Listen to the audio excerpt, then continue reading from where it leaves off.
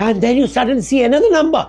Uttar Pradesh becomes the largest tax-paying state in India. My discussion today on a very crucial topic that will determine the future of India. Please remember that you don't even have a proper census. You're changing the rules of the game to promote the irresponsible. You're changing the rules of the game to promote the illiterate. Hi, this is RN Bhaskar from my channel, Bhaskar Ki Business Baatein. And as the channel name itself suggests, it's about business baatein. When we talk about business policies, which sometimes can have major social and political repercussions also. We talk about business stories that people haven't come across very easily or very often. And sometimes we talk about business conversations. Today, we are going to talk about a policy which seems a political policy, but has huge business implications. Recently, the Tamil Nadu government, speaking on behalf of all the southern states of India, passed a resolution that they would be against the delimitation exercise scheduled for 2026. When the South Indian states speak in one voice, they are more than 1/3 of the Indian population of the Indian states. And no special resolution can be passed in Parliament without these states also joining in. They were effectively casting a veto against government policies. They were putting in a veto saying the government cannot do what it wants to do. Why was a veto being cast? It was being cast because the government's attempt to bring about the delimitation exercise in 2026. To be fair, the 2026 exercise was ratified by the Parliament a long time ago because the delimitation exercise, which is based on the population of India over a period of time, was to be done after a period of 25 years. So in 1971, after the census, it was supposed to be done, but then everyone said, no, it should be postponed. It was postponed by 25 years, and now it is scheduled for 26. Okay, so what's wrong about delimitation? What's wrong about linking population, looking at population, and deciding how much votes must go to each state? Normally, in any democracy, one man, one vote. So if there are 10 men there and 5 men here, you have to have 10 votes then 5 votes here. Logical, fair, fitting into the principles of democracy. But then, if suddenly those 10 votes somewhere multiply at a faster rate and become 15 people, and this side controls birth population, and the 5 people here produce only 1 or 2 children, or 1 or 2% more, their population as a percentage share of total population becomes small. Then if you give them voting rights of 1 person, 1 vote, they lose their share in the total vote share of the country. And this is the problem. Over the last 50 years, states in South India have introduced measures that have allowed the population growth to be controlled. In North India, many of the states have not introduced measures that will control the population. Population control comes not through forced birth bans or sterilization or whatever. The fastest way or the best way of population control is to make your people richer. Once a family becomes richer, it learns how to manage with less children. Once you bring better medical care, better hospitals, better maternity care, less children die. Many families produce more children because they know that 2 or 3 children will die. But if no children die, families realize chances of the child dying are less. So let us produce less children. So one is good maternal care, good medical care, and the second is economic status growing. Those are the 2 fastest and most effective methods of birth control and population control. South India did both. North India didn't do one or both. As a result, South India had a smaller population, North India had a bigger population, and now if you keep one man, one vote, you hurt the most profitable, the most sagacious, the most foresighted of populations and give more weightage to people who are more backward, more illiterate, more poor, and more destructive. Let me point out 2 or 3 things. In North India, 2 or 4 of the most backward states were called Bimaru states. Bimar in Hindi means sick. Bimaru states, sickly states. Bimaru, BI for Bihar, MA for Madhya Pradesh, R for Rajasthan, and U for Uttar Pradesh. These were the 4 Bimaru states. When you look at Bimaru states, look at the numbers of the Bimaru states. So that is why the Bimaru states were always backward states. What did the government do this time? All of a sudden, in the budget papers, you find Bimaru states becoming the top 10 GDP states. This is surprising. They're Bimaru. How did the GDP become the top 10? There must be some explanation. And then in other notes of the budget, you find out, and in answers to the parliament, you find out that the government started giving grants to these Bimaru states. And because the government gave money to the states, the GDP of the state went up, and they declared that they were as rich as the southern states. A little twist in statistics to show that they were as rich or as good as the southern states. And then you suddenly see another number, which is frightening, which is laughable.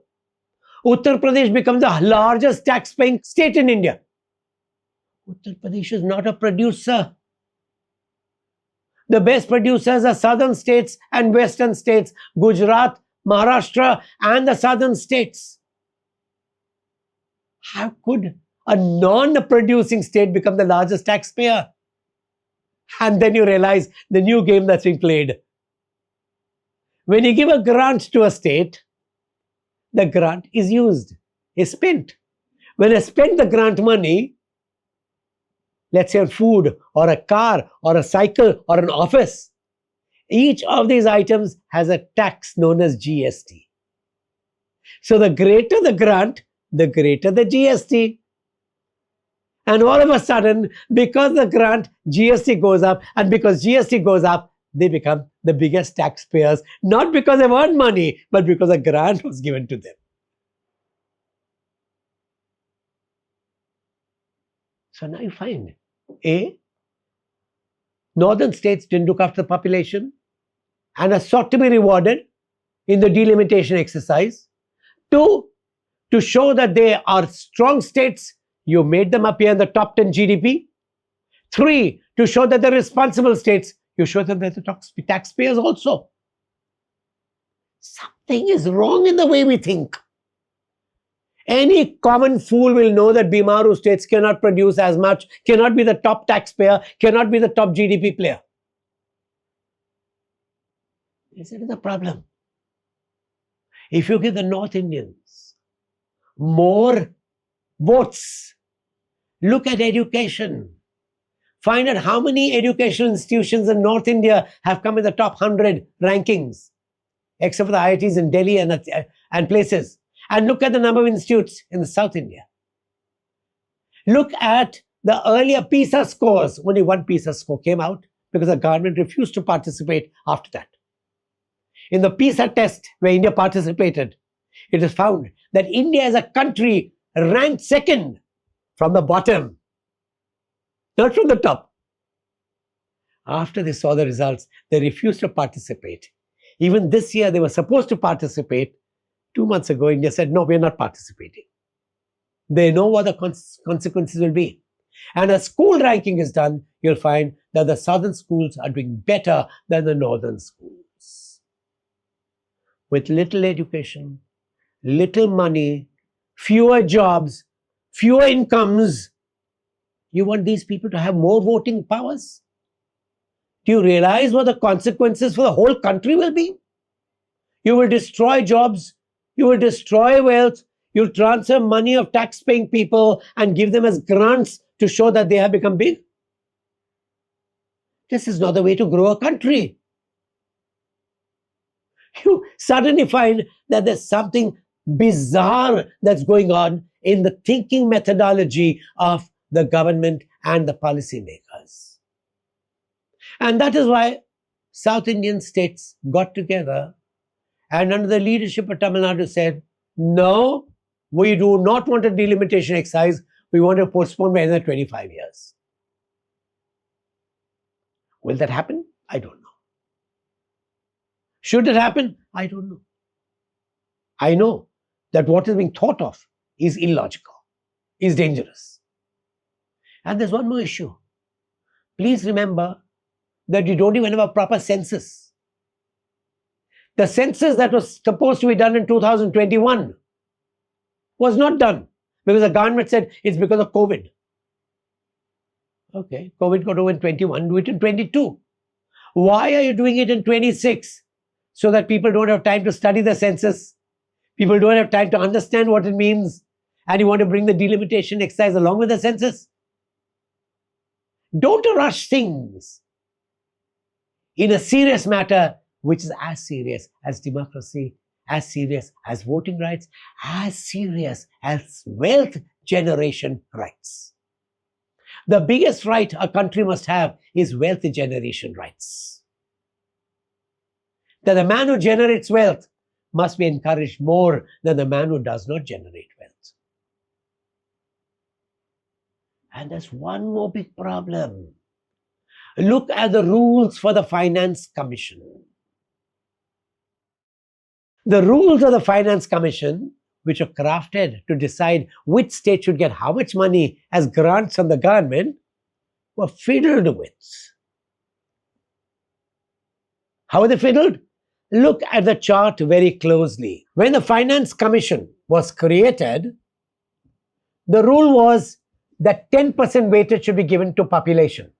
Based on 1971, it got changed to 25, which is good. And then it was reduced to 17. And the last two finance commissions, that weightage has been removed completely, which means more population, you'll get more grants, no discounting factor because of this weightage. The government was trying to create rules by which the northern states get more money, more grants than the southern states. Look at the next clause where the fiddling took place. In the beginning, we had 7.5% weightage for fiscal discipline. When we're talking about fiscal discipline, we are talking about the ability of a government to monitor whether the money has been used properly or not. That 7.5 was increased sensibly to 17.5, and the last three Finance Commission, fiscal propriety has been dismissed completely, which means even you are reckless in spending, you won't be discounted. Which means the more reckless you are, it does not matter. You will still get your rewards based on population where there's no discounting factor. Look at the third clause. You had something called fiscal capacity discipline. Have you created the right staff to bring in the right discipline? At one time, sensibly, it was increased to 48%. And then subsequently, it was dispensed with. You're changing the rules of the game to promote the irresponsible. You're changing the rules of the game to promote the illiterate. You're changing the rules of the game to promote the profligate, the rabid, the irresponsible. And that is why South Indian states are right in saying we do not want this kind of delimitation exercise now. The matter is very serious. Please reconsider. This is not good. It's not good for the country. India needs to respect financial discipline. India needs to respect the capacity for building fiscal discipline. And India needs to reward states that have controlled the population through economic prosperity and better medical benefits than those states that have not done that and have kept on producing higher growths of population. That ends my discussion today on a very crucial topic that will determine the future of India. Yes, thank you for being with us. And please do subscribe if you've not subscribed already. Click the like button. It matters to us. And most importantly, tell every friend of yours to watch this channel, because we discuss topics that most people do not discuss. We bring you facts and numbers and not just impressions. Every little statement of ours is backed by numbers. Do carry the word forward. Do let people know so that we can build this community into a more vibrant, larger community than it is today. Thank you for being with us. See you next week and have a great week ahead. Take care. You'll find us now every morning at 8:15 a.m. on weekdays, where we come out with daily news, or better still, news behind the news. Do watch it.